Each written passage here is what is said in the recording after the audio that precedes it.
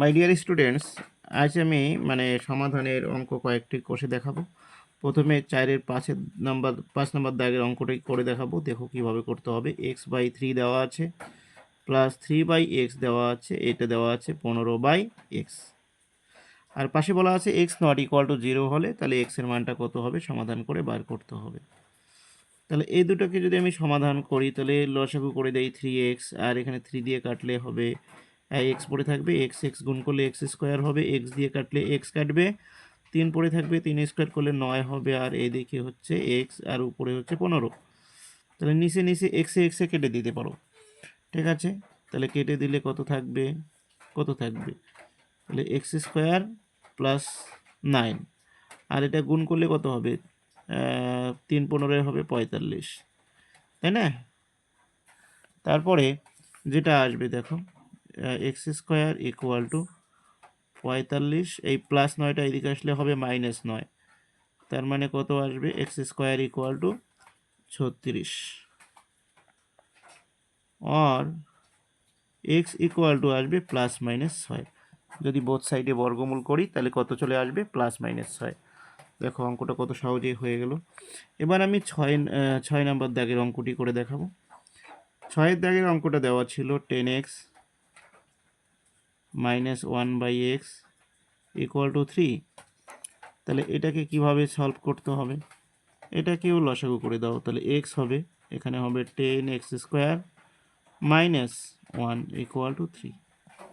এবার যদি এটাকে গুণ করে দেই তাহলে কত আসবে, 10x² - 1 ইকুয়াল টু 3x।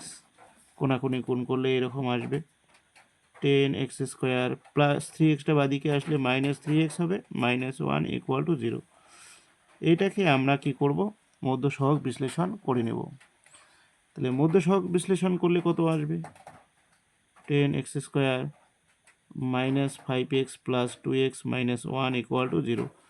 তাহলে 10, 5 দুগুণে 10, 5 থেকে 2 বাদ দিলে তো 3 হবেই মধ্য সহগ বিশ্লেষণের সূত্র অনুযায়ী। তাহলে এবার 5 আর x কমন নেব, তাহলে 2x - 1, পরের দুটো থেকে কোনো কমন যায় না, তার মানে +1, 2x - 1 ইকুয়াল টু 0। এমন আসলে তারপরে কি লিখতে হবে, 2x - 1 5x + 1 ইকুয়াল টু 0। দুটি রাশির গুণফল যদি শূন্য হয় তাহলে যে কোনো একটা অবশ্যই শূন্য হবে। তাহলে হয় প্রথমেরটা 0, না হয় পরেরটা 0। ওকে, তাহলে আমরা প্রথম পার্টটাকে যদি 0 দেখাই তাহলে কি আসবে, 2x ইকুয়াল টু -1টা ডান দিকে গেলে হবে +1, আর x ইকুয়াল টু 1/2, মানে একটা উত্তর পাচ্ছি আমরা হাফ।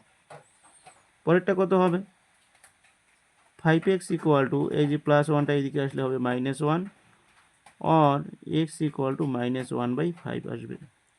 পরেরটা হচ্ছে -1/5।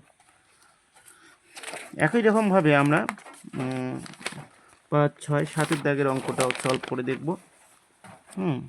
7-এর দাগের অঙ্কটি কী আছে দেখো, তার আগে একটু কমেন্ট করে বলতে পারো ঠিকঠাক দেখা যাচ্ছে কি না। 7-এর দাগের অঙ্কটা দেওয়া আছে 2/x² -